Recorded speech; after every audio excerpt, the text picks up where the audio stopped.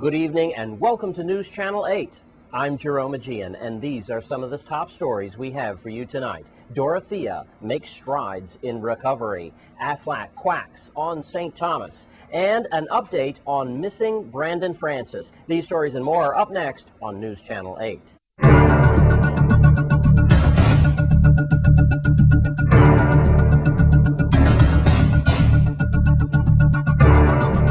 In our top story tonight, Dorothea Fire Station on St. Thomas was destroyed during Hurricane Marilyn and is now making a full recovery. As the commencements and the ceremony begins for Reconstruction, News Channel 8's Lee Carl was there with Governor John D. Young. Dorothea Fire Station, or Echo Company, will get a new life. I was there when it was refurbished. Then the hurricane came along, destroyed it. Now it'll be torn down and rebuilt. Governor John D. Young was on hand along with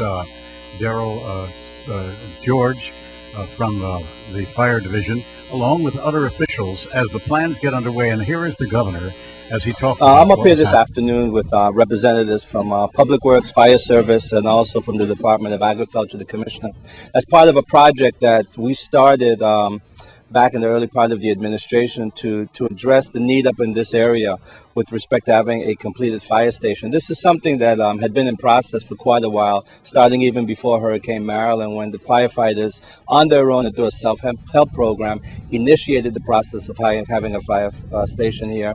Then the Maryland destroyed the location, and now, as a result of funding that we put in place, as a result of the capital project program, where we issued bonds last year to supplement some additional general funds, we're now able to proceed with the construction of this fire station, and at the same time address a need by the Department of Agriculture.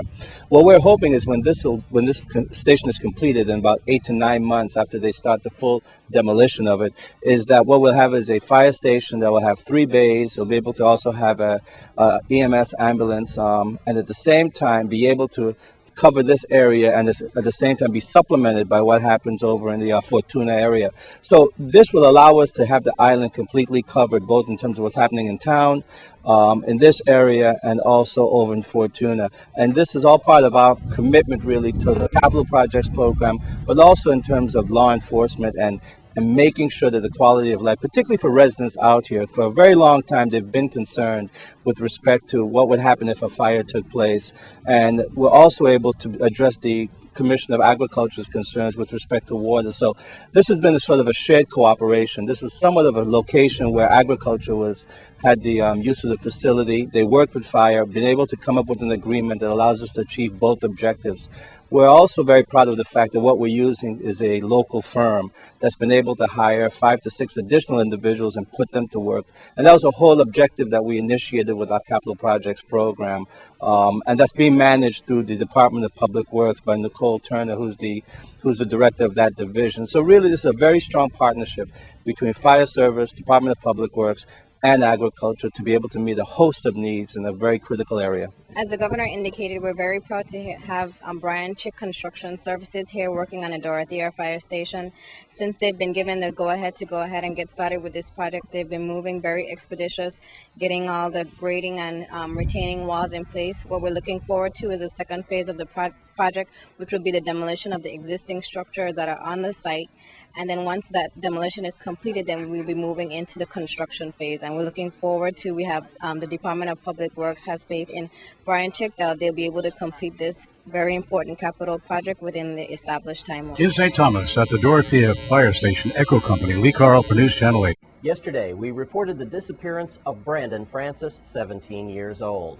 We now catch up with spokesperson for the police department, Melody Raines. She gives us an update on this case and informs us Brandon Francis has been found. The 17-year-old minor, Brandon Francis, who ran away from home last week, was located by police officers on Tuesday, April 20th.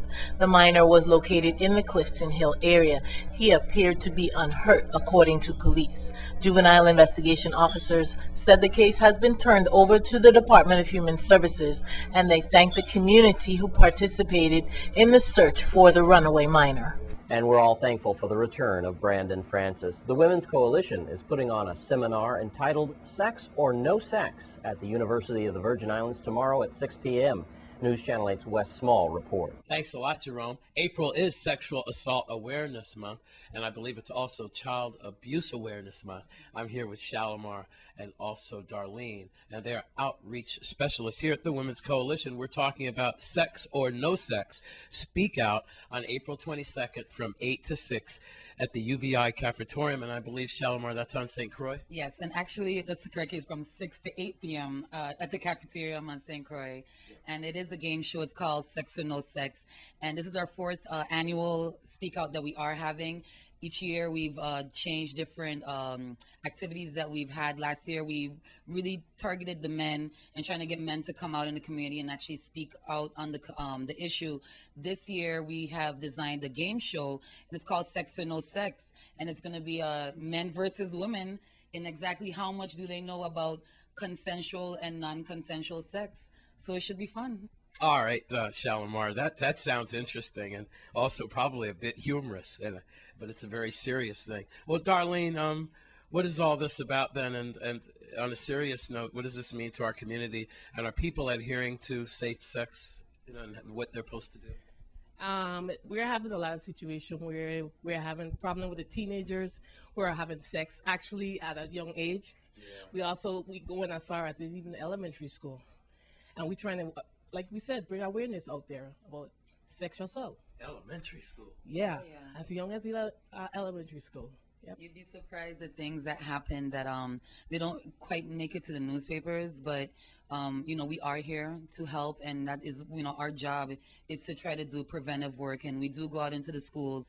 So if anybody, any teachers, any guidance counselors, private, public, wherever you are, you can call us and we can come in. We can be called at 773-9272.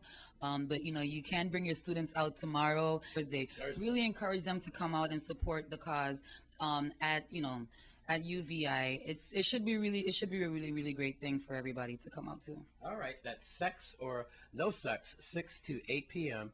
at the UVI Cafetorium on St. Croix, and that's Thursday the 22nd. And it's free. It's free. And we're going to also be providing some light refreshments that's going to be available. So if you have any more questions, just call us at 773-9272 and speak to anyone. Somebody will be able to help you. Is that for all ages? And we're really looking targeting the high school up. High school as far.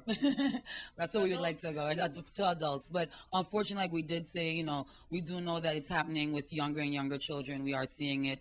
Nobody likes to talk about sex. Sex is taboo in our community. So sexual assault is even more of a taboo in our community. So at the Women's Coalition with Darlene and also Shalimar, I'm Wes Small for News Channel.